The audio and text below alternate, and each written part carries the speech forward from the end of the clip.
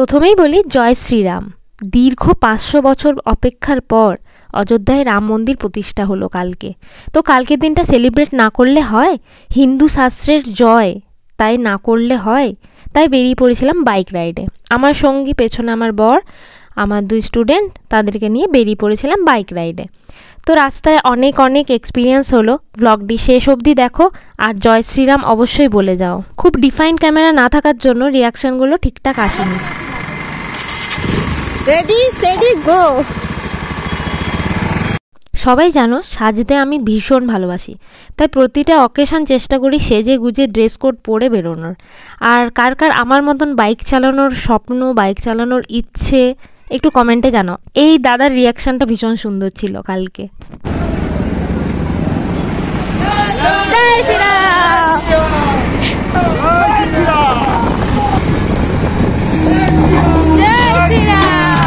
কালকে চারিদিকে জয় শ্রীরাম শুনতে যে কি ভালো লাগছিল। সনাতন হিন্দু ধর্মের মানুষ হয়ে আমাদের ভীষণ আনন্দ হয়েছে কালকের দিনটা। কাল খুব এনজয় করেছি সবাই মিলে।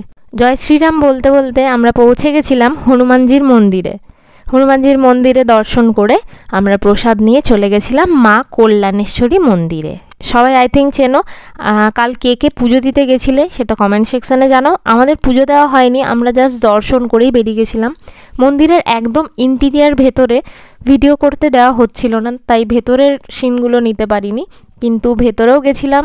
আমাকে অনেক সম্মান দিয়েছেন সবাই কালকে। সবাই মানে যারা যারা রাস্তায় দেখা হয়েছিলেন, মানে খুব একটা সত্যি কথা বলতে গেলে কালকে অন্য ধর্মের মানুষরাও আমাকে দেখে জয় শ্রীরাম বলছিলেন। আর এটাই মনে হয় মানুষ হিসেবে আমাদের কাছে জয়, সব থেকে বড় জয়। কালকে খুব ভালো লাগছিল যে আমরা ভারতবর্ষের মানুষ, যেখানে সবাই এক, সব গোত্রের মানুষ এক, সব ধর্মের মানুষ এক। তাই ইউনিটিটাই হলো মানুষের কাছে সব থেকে বড় শক্তি। তুমি 10-এ গাড়ি চালানো পারো, দেখি আছে কে যেতে, চালাও তাহলে কি হবে বলো, দেখি আছে কে যেতে।